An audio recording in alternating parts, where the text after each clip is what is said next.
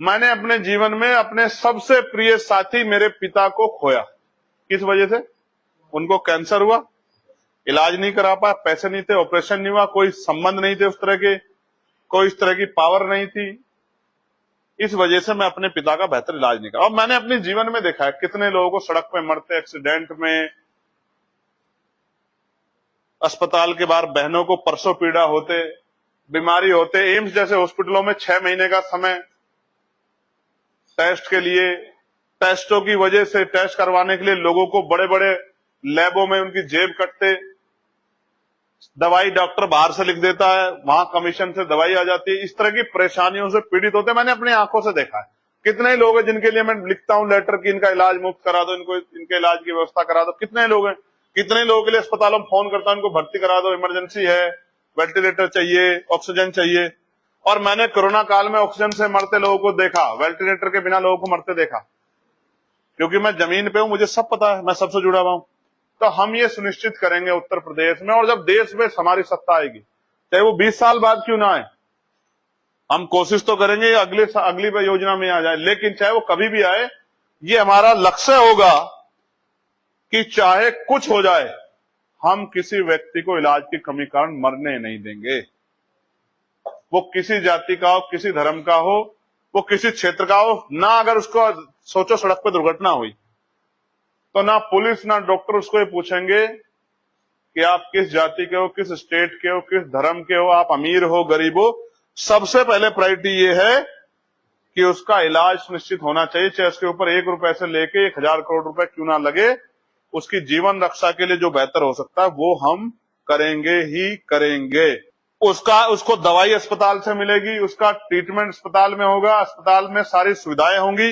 वो सरकारी में इलाज कराए या प्राइवेट में इलाज कराए, उसकी जेब नहीं कटेगी, उसको कोई पैसा नहीं चुकाना पड़ेगा, और किसी टेस्ट के लिए उसको 1 पैसा किसी को बाहर नहीं देना पड़ेगा।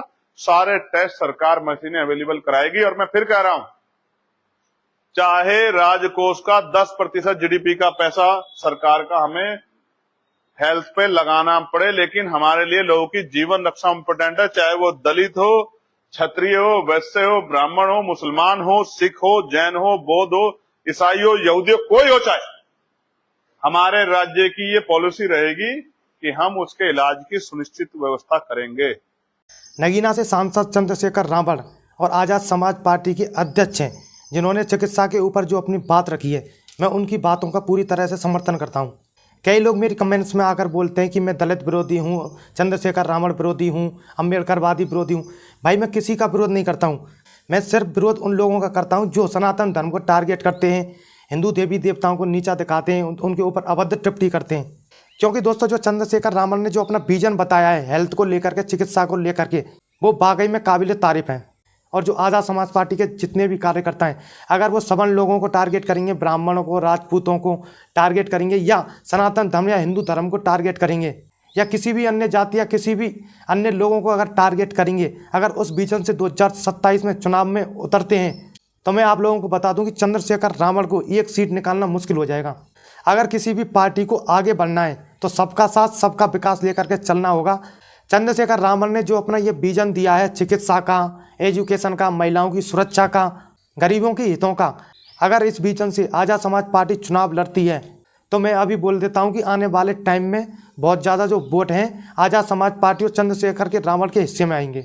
अगर सनातन धर्म और हिंदू धर्म को टारगेट करके राजनीति करते हैं तो आपको 1 सीट निकालना मुश्किल हो जाएगा।